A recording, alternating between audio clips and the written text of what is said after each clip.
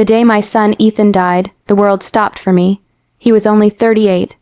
A kind, generous soul who had carried the weight of the world on his shoulders ever since his father passed. He was my only child, my best friend, my reason to wake up every morning. It was a car accident, the kind that leaves no second chances.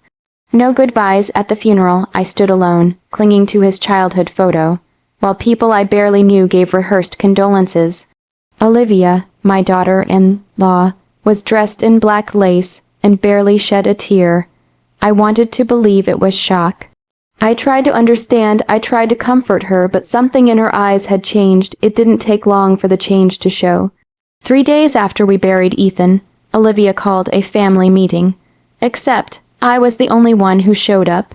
She handed me a cup of herbal tea, never meeting my eyes, then sat across from me in Ethan's favorite leather chair, the one I gave him when he first opened his company.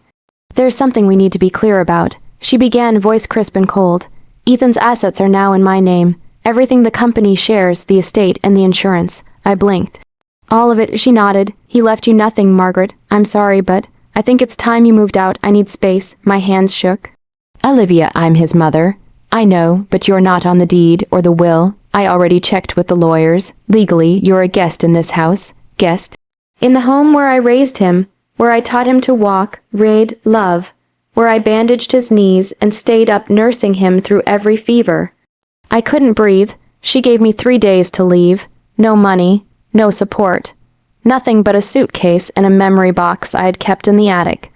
The rest family albums, Ethan's childhood drawings, even his father's war medals. She said she'd dispose of or donate. "I want a fresh start," she said. "Your presence, it's a weight." That night, I slept on the couch for the last time, holding Ethan's baby blanket. I cried in silence, not just for my son, but for the cruel truth that I was now utterly alone, and the woman I once welcomed into my family had become a stranger. On the morning I left, she didn't even come to say goodbye. I stepped out into the cold September air, carrying the only things I had left: a suitcase, a broken heart, and the unbearable truth that grief wasn't the only thing I had to survive. Betrayal had a name now: Olivia. The first night after I was kicked out, I sat on a bench outside the train station, holding my suitcase close like a child clutches a teddy bear.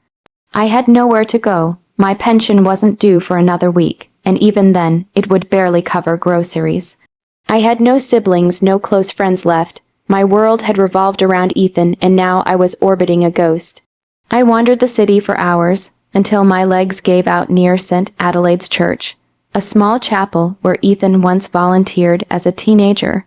The old priest, Father Hugh, still remembered me. He took one look at my face and led me to a cot in the back of the church's soup kitchen. No questions, no judgment, just shelter. Days passed. I cleaned the kitchen, scrubbed the floors, helped serve food to the homeless. It was humiliating at first, but the routine gave me something I hadn't felt in weeks: a purpose.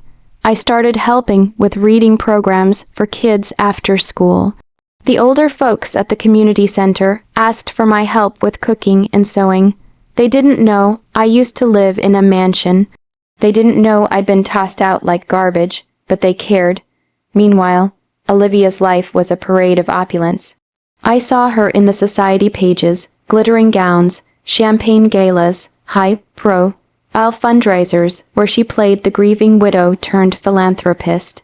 She was smiling in every picture, wearing diamonds Ethan bought with the company he built, the company I helped him launch from our garage. But I never confronted her. I stayed in the shadows, holding my tongue, until the day I received the letter. It came in an unmarked envelope, slipped under the church office door. Inside was a flash drive and a note in Ethan's handwriting. "Mom, if you're reading this, something happened to me. Olivia can't be trusted. I've hidden everything: passwords, backup accounts, names. It's all here. Use it only if she ever betrays you." My hands trembled. He knew. My sweet boy had known. That night, I opened the files. Ethan had built a digital fortress, offshore accounts, audio recordings, even footage of Olivia and a man I recognize. Her ex, a hedge fund manager with a history of fraud. I didn't know what to do at first. I prayed for days. I debated burning it all. I didn't want revenge, I wanted peace. But then came the news. The same week I found Ethan's secret, Olivia made a public announcement. She was selling the house. My son's home, the home I raised him in. She was tearing it down to build luxury villas. That was it. Something inside me shifted. I was done grieving. Now I was planning. It was exactly 12 days after Olivia announced the demolition of my son's home. I was setting out hot tea in the church kitchen for the seniors group when I heard the knock. Frantic, sharp, desperate. Father Hugh opened the side door, and I heard the voice before I saw the face. "Please, is Margaret here? I need to speak to her, please." I turned, and there she was. Olivia, her hair was a tangled mess. Her designer coat was half on, half off. Her eyes were bloodshot, rimmed in black makeup that had long since stopped trying to look presentable. Her hands were shaking. She looked nothing like the woman who had tossed me out of my own life. "Margaret," she gasped, stepping forward like she expected me to embrace her. Thank God I found you. I didn't move. I didn't speak." She kept going. "Everything's gone. They froze the accounts. The house sale fell through. The FBI came this morning. Someone leaked internal documents, recordings. They think I was laundering money through the charity. The press is camping outside my building. I'm ruined." I set down the teacup in my hand, finally meeting her eyes. "Oh," I said, voice even. "You seem to be doing just fine when you were kicking me out with a suitcase and no shoes." "I'm sorry," she choked, voice cracking.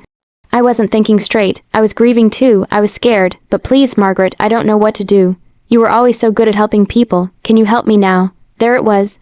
The full circle. She had taken everything from me, my home, my son's legacy, my dignity.